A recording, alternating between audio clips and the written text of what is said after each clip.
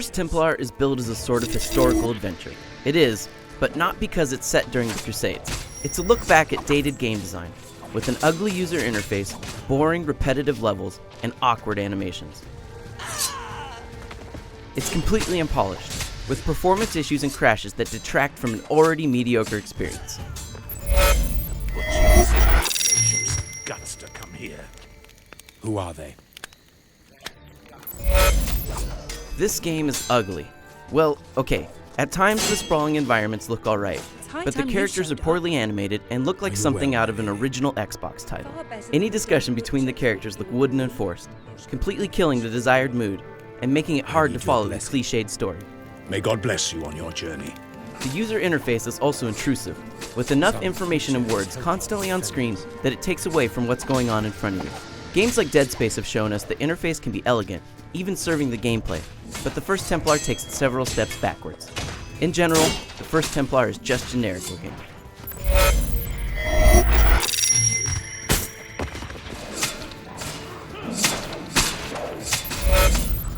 The First Templar is a hack-and-slash action adventure.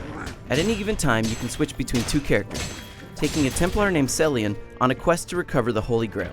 Along the way, you spill gallons of blood, killing hundreds of dim-witted enemies and solving a bunch of obvious puzzles. There's an option to play online, or local co-op, but that means you have to convince another person to play along with you. The AI partner works well enough, and you don't have to subject yourself to an even more crowded split screen, or finding a friend who's made the same mistake you have and bought this game. Combat has some surprisingly cool animated finishing moves, but mostly just boils down to button mashing.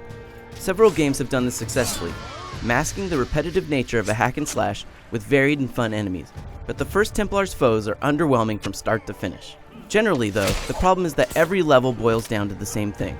Go into an area, fight some guys, press a button on a couple of interactive points, then repeat until you reach the end of one long hallway.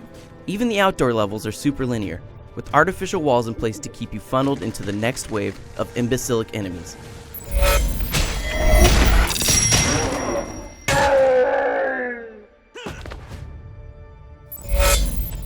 The First Templar is not good, but it feels like a knockoff, an unpolished attempt at creating an epic action game. The sort of title you'd be disappointed if your parents picked up, because it's not only broken at times, but it also reminds you of all the games that did what it does, only better. For more on the First Templar, head on over to IGN.com.